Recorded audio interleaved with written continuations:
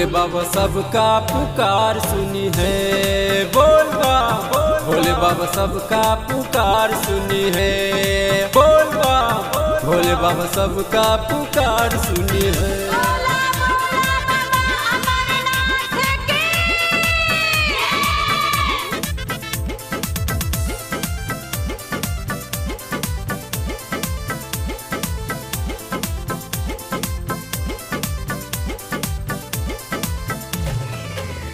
बाबा सबका पुकार सुनी है। बोल बा बोल बा बोल बा बोल बा। भक्तन बाबा के नाम जप जप के हरि है कलेश भोलेनाथ हम सबके। हरि है कलेश भोलेनाथ हम सबके। भक्तन बाबा के नाम जप जप के हरि है कलेश भोलेनाथ हम सबके। शिव के शरण में हर बार चलिए। शिव के शरण में हर बार चलिए। भोले बाबा सबका पुकार सुनी है। बोल बा भोले बाबा सबका पुकार सुनी है। हाय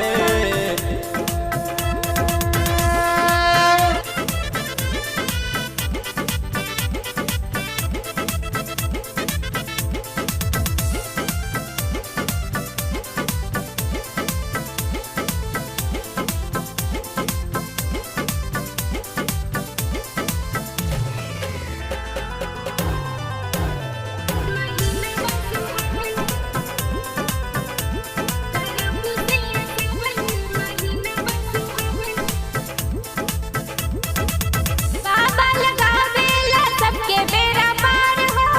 इनके रे महिमा जानेला संसार हो। जानेला संसार हो। जानेला संसार हो।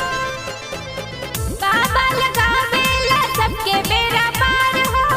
इनके रे महिमा जानेला संसार हो। उत्तम कविता परिवार चलिए। उत्तम कविता परिवार चलिए। भोले बाबा सबका पुकार सुनी है। बोल बा भोले बाबा सबका पुकार सुनी है। करब से सावन महीना बा सुहावन। चला बाबा नगरिया कांवरिया लेके पावन। भीड़ है कतार लगातार चलिए। भीड़ है कतार लगातार चलिए। भोले बाबा सबका पुकार सुनी है। बोल बा भोले बाबा सबका पुकार सुनी है। बोल बा भोले बाबा सबका